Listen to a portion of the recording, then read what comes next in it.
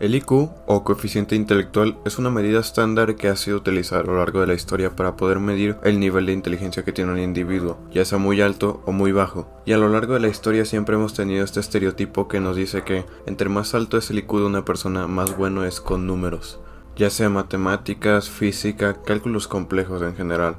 Pero al hacer esto nos estamos olvidando de que el IQ no solamente nos dice qué tan bueno es una persona con números. El IQ está hecho para poder determinar la inteligencia general de una persona, es decir, que abarca todos los aspectos en los que un individuo podría requerir de la inteligencia, ya sea en la toma de decisiones o a la hora de aprender una nueva habilidad, no solamente para cálculos. Entonces, es un hecho que el IQ no determina únicamente qué tan bueno eres con cálculos, pero ¿en qué porcentaje determina qué tan bueno eres? Porque es un hecho que entre mayor IQ tengas, mejor vas a ser con cálculos. ¿Pero qué tanto? ¿Acaso es que el IQ es lo único que puede determinar tu habilidad con los cálculos? Eso es lo que buscamos responder en este proyecto, utilizando la teoría de correlación y a la Olimpiada Internacional de Matemáticas IMO. Esta es una olimpiada que se realiza cada año y consiste en una serie de exámenes con una amplia variedad de problemas matemáticos de alta dificultad que solamente los mejores pueden resolver.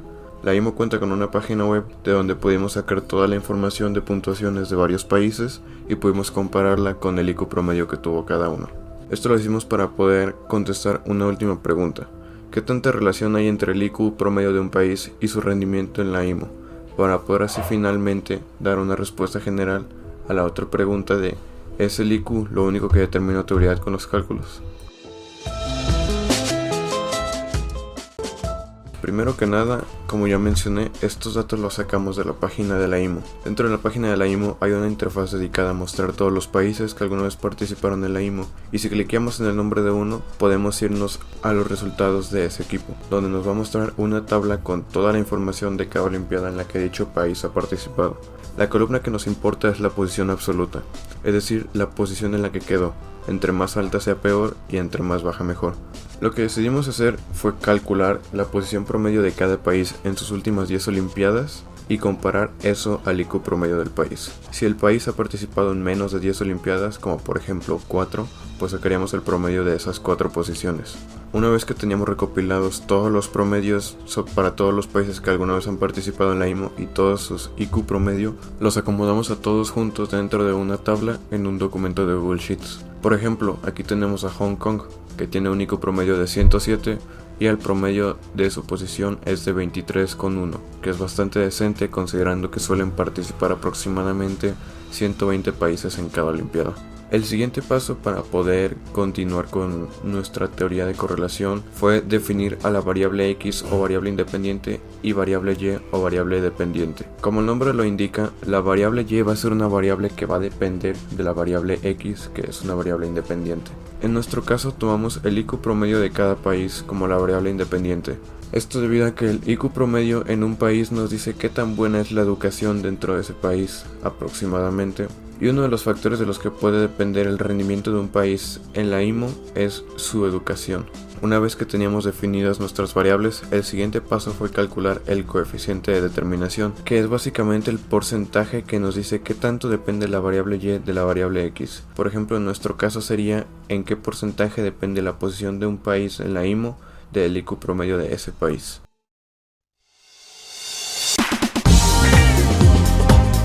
Para calcular este coeficiente de determinación utilizamos el código mostrado en pantalla. Este código lo que hace es que recibe el promedio de X y Y, así como todos los valores para X y para y con esos valores hace todos los cálculos necesarios para poder llegar al coeficiente de determinación. Lo primero que hay que hacer es calcular tanto la desviación estándar de X y de Y como la covarianza escalada. La desviación estándar es básicamente qué tanto se puede alejar un valor del promedio, ya sea más o menos. Y por otro lado, la covarianza escalada es básicamente qué tanto cambia una variable cuando la otra cambia. Es decir, si una cambia, la otra cambia por cuánto, hacia arriba, hacia abajo, etc. Una vez que tenemos calculados estos tres datos, podemos ir al siguiente paso, que es calcular el coeficiente de relación. El coeficiente de relación es un numerito que nos dice qué tan relacionadas están nuestras dos variables y por cuánto. Es decir, están relacionados por mucho, por poco, muy poca relación, relación muy alta. Y también nos dice si esta relación es directa o inversa. Directa significa que cuando la variable independiente aumenta, la dependiente también, e inversa significa que cuando la variable independiente aumenta, la variable dependiente decrementa. Una vez que tenemos ya calculado el coeficiente de relación, podemos calcular de manera muy sencilla el coeficiente de determinación y por último mostramos todos los valores.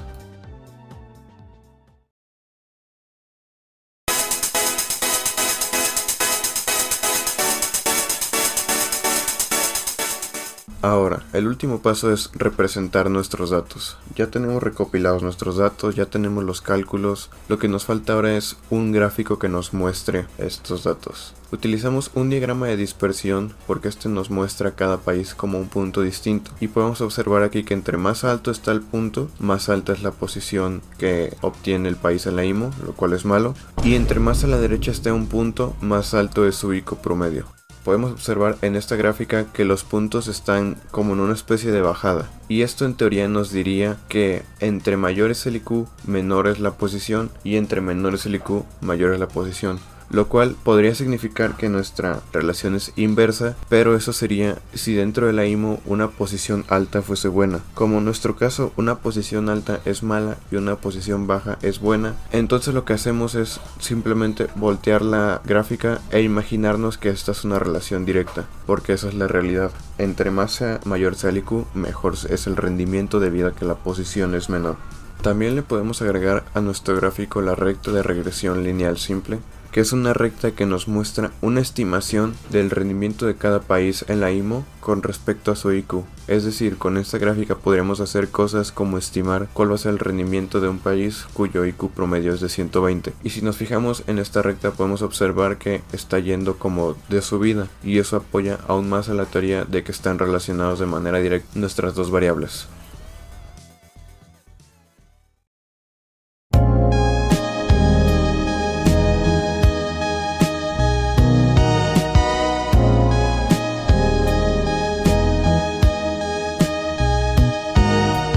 Entonces, ya hicimos cálculos, recopilamos información, graficamos todo. ¿Qué podemos concluir de esto?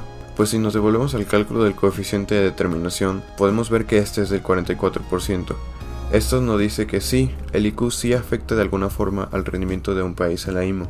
Eso ya lo sabíamos y ya lo estábamos esperando. Es claro que entre mayor sea el IQ, mejor va a ser la habilidad para hacer cálculos. Pero podemos ver que este porcentaje es de solo 44%, no 100%. De hecho no está ni cerca de ser 100%. Esto nos dice que todavía hay aproximadamente otros 56% de posibles factores que determinan el rendimiento de un país en la IMO. Ya es el entrenamiento, los nervios, la preparación, etc. Entonces ya vimos que sí, el IQ sí afecta a la inteligencia cuando hablamos de cálculos. Esto es claro y lo sabíamos desde un principio. Sin embargo, el IQ no está ni cerca de ser el único factor que dicta cuál es la capacidad de alguien en esta área. No porque una persona tenga un IQ promedio o incluso debajo del promedio, significa que se vuelve mágicamente incapaz de ser buena en algo como lo serían los cálculos. Y este pequeño estudio es una prueba de ello.